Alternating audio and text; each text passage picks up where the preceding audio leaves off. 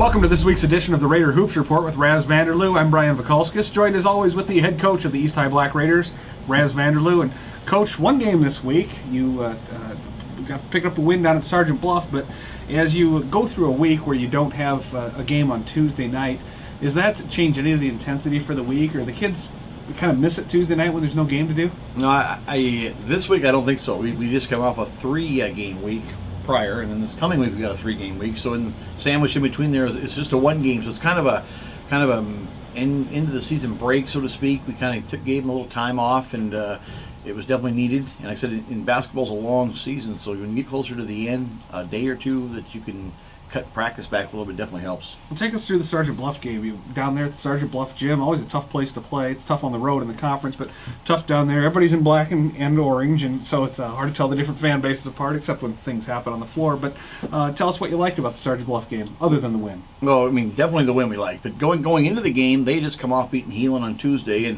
and they've been very good at home this year. And they got a group of senior kids they're good ball players. You know, they're college players. The Gleiser kids are going to Morningside, and Weiss Cup is going over to BV, and they're shooters, and they're kids that can hit threes. So you got to kind of pay attention to where they're at, and you got to make sure you always know, are they on the high post or are they out on the wing. So they definitely their shooting ability is very good. So they're at home. I was concerned going into the game. And, of course, the final score is what it is, but your normal people stepped up. I don't know if there's any normal people anymore, but there's no normal people. the same players that you expect to step up every game. Any surprises that you saw? Basically, we've been very consistent. You take Wyatt Mounts, you take Chase Kern, you take Big Ike, you take Jordan Betts. Those four are going to do a large majority of our scoring. Then we bring Andre Harris off the bench, who's the second half of the season has just been tremendous. He's been very good, and he gives us a little lift. And Austin Arndt in the post, battle on the boards and rebounding, and Stevie for a little defense, and Carter Lilly defensively, I'll play me against anybody. So we've been very consistent. So to say somebody maybe stepped up more than another, I don't know about that, but the consistency's been there, and I think that's what's making us better. I think people would be nuts if they looked at your record and say, since Ike's been with the team, since he's been playing with the team, you haven't lost.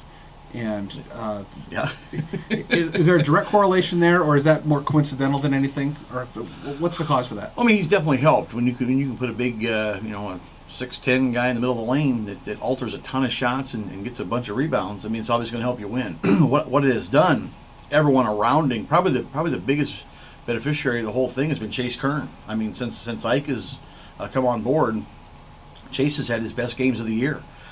He has 13 rebounds down at Sergeant Bluff the other night, and on any other night in any other state, anywhere, 13 rebounds is a huge accomplishment. Overshadowed, though, by Ike's 18 rebounds.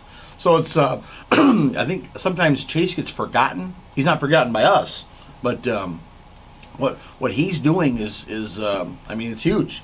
And we anticipated that his game would change, for the better. Not that it was bad, but it would definitely change for the better when Ike became eligible, because so much heat's put on him that Chase now can play his natural position on the floor. He can do more things. I mean, he's not strictly in the post. He's actually hit a few threes. We don't want to get crazy with that, but he is capable of doing that. But it's been a benefit for him. And then we see the big guys down there, Chase, Ike. Seems like they always call for the ball. And I don't know if that's part of the strategy of the plays, that you're trying to confuse the defense as to who's getting the ball, because obviously you think that Ike and Chase should be getting the ball because they're in the paint. But is that part of something that they just do, as they always want the ball, they always think they have an open shot, or is that part of gamesmanship, or what goes into that? All of the above on that. If you know any postmen, they always think they're open. I don't care if it's East High or the LA Lakers. All postmen think they're open. But we try to run our offense from inside to out. Some people go outside in. We think when the ball goes into a post, whether it be high post or low post, it's hard to defend that with outside shooters. So if you throw the ball into the post, every kid turns their head and looks into the post. Well, a lot of times they lose their man on the perimeter. The post guys can kick it out, easy shots. The other factor is, when you throw it into those post guys, we have two good post guys. I mean, they're both very capable of scoring high or low post. So their first option is always scoring. you know, no one likes to throw the ball back out, but I think our team has been getting better and better each week because we've been able to do that. We throw it inside, defenses either collapse or turn their head and lose their guy. We throw it outside, hit the three. All right. We're going to take a break. When we come back, we're going to talk a little bit about the upcoming playoff state tournament, how all those numbers games work. We'll be right back with more of the Raider Hoops Report with Raz Vanderloo.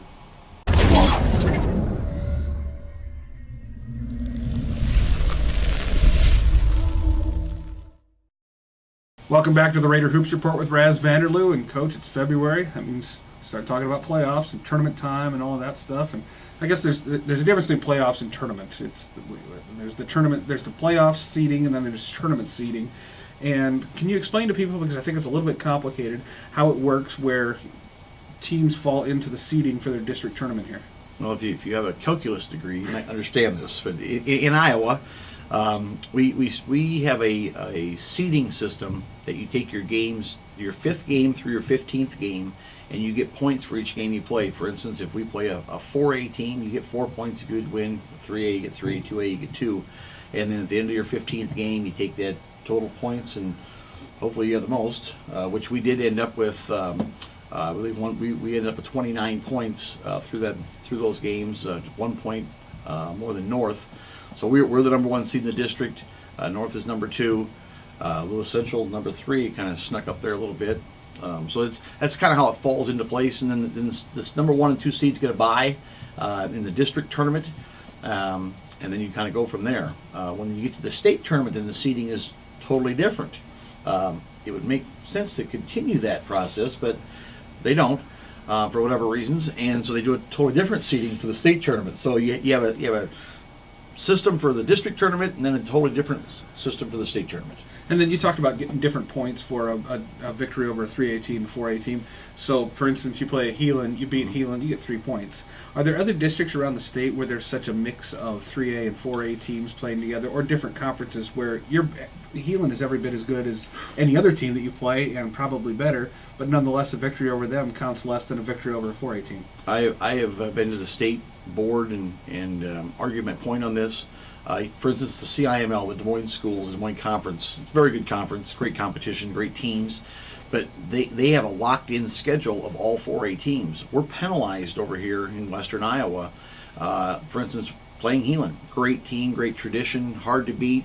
You know, if we're lucky enough to beat them, we get less points, and we're required to play them because they're in our conference. So Sergeant Bluff and Heelan are 3A teams that we get penalized to play them, which I will never understand. And they know how I feel. I've voiced my concern many times, and obviously unheard. But it's a system that I sometimes shake my head at. And is it really a situation where, I mean, the state essentially seems to be saying that 3A teams should lose to 4A teams. I mean, is it crazy to think that that's what their message is? I'm not sure what they're thinking, but that's the system we have. And the lower levels, the 3A, 2A, 1A, and A, have a different system than the 4As. So it's a unique deal. You know, I no decisions are ever easy, and I know a lot of thought goes into them, but sometimes you just kind of look at it and go like, why, you know, it doesn't make a lot of sense, but it's a system we have. We're aware of it when the season starts. That's the one we have to go with. I just think it's wrong that we're penalized. I mean, you know, we got to play Heelan and Sergeant Bluff. That's 4 games, and they're good teams. We went 3-1 against them, but you know, we're required to play them because they're in the conference. But then we're also deducted points for playing them. And then you talked about the state tournament seeding being entirely different. Is it consistent through the classes for the state tournament? No. Why would it be? The same thing. The 4A is a little different than the rest of them. All the rest of them are the same, and the 4A is different. And I have my own thoughts on why they do things like that. I have voiced the concern, so I'm not talking out of turn here. But I would just hope that someday we could get to every class is the same exact system. We all operate under the same rules.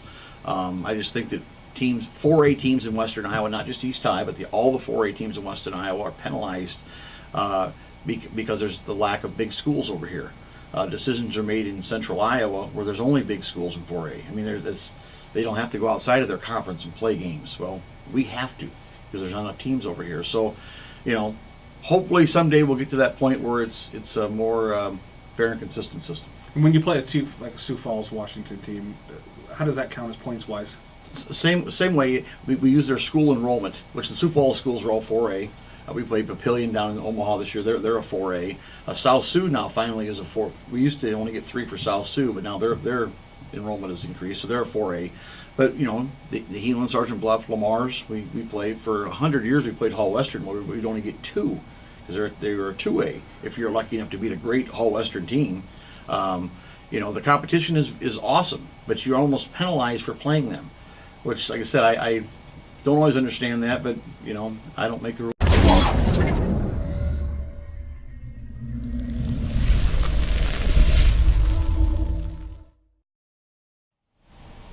Welcome back to the Raider Hoops Report with Raz Vanderloo. And Coach, we flipped the page on to next week, and you went from a 1-game week to a 3-game week, as you alluded to earlier. And so kind of take us through your week ahead. You start off on the road, and you finish on the road with a home game sandwiched in between. Absolutely. We go to Fort Dodge on Monday, and that'll be a good battle.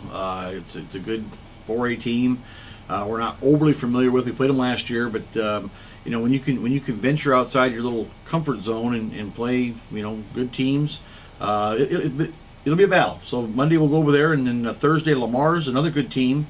We'll come to East High, and that'll be a good game. And if you're hanging out on Thursday night, get to the East High gym. That could be a very good game. Friday we venture down to Council Bluffs to play TJ, and hopefully our luck in Council Bluff changes Friday night than it has early in the year. So 3 games in a week, sometimes it's too many, but it is what it is, and you got to deal with it, and we'll see what happens. So if you pick up a victory over all 3, it's 11 points, right? Not that it matters anymore because it's already been set. So. Yes, you're right, though. Yes, 11. All right. Coach Raz Vanderloo, best of luck on the 3 games next week, and we will see you here next Sunday. Absolutely. And we'll be back with more next week in the Raider Hoops Report with Raz Vanderloo.